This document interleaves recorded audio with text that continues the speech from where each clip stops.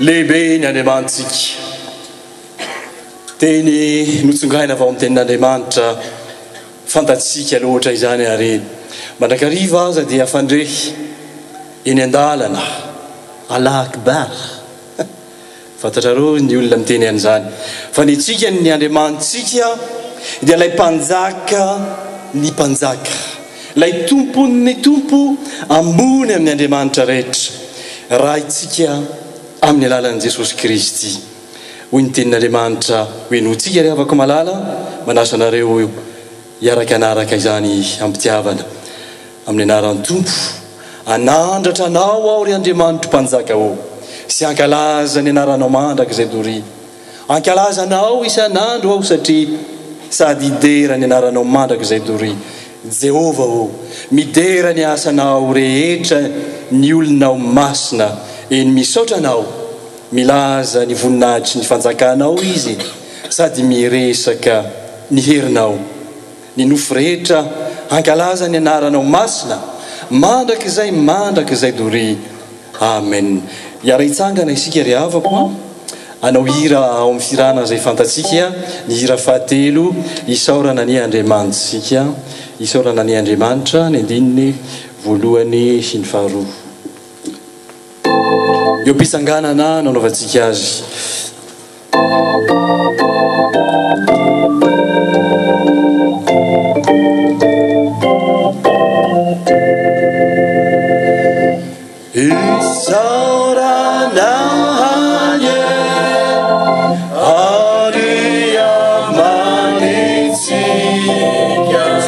Ambe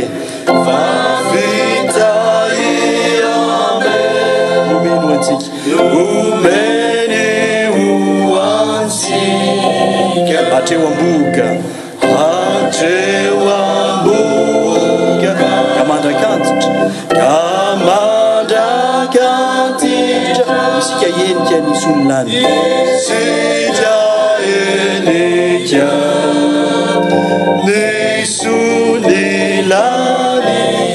tsy mety tapitra nalany ny arena, tsy mety tapitra nalany ny arena, tsy tafaritra ny sisa zay omeny, tsy tafaritra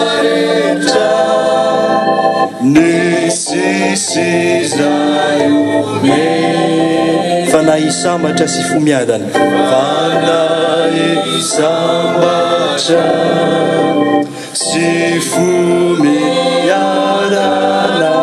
no efa santatra zay anana, efa santatra izay ananana.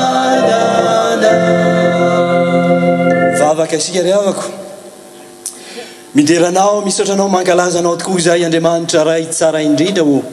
Misaotranao zay fa akaiky, eny akaiky tokoa ny anaranao.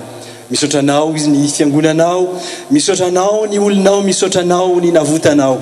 Indreto izahay ry tompo tsara indrindra o, manohina ny antsonao, te handre, te handray, ary te hivoky indrindra ny hafaliana tsy manam-pahataperana eo anatrianao, satria Andriamanitra lehibe ny Andriamanitray, Andriamanitra mahagaga, Andriamanitra ambony indrindra.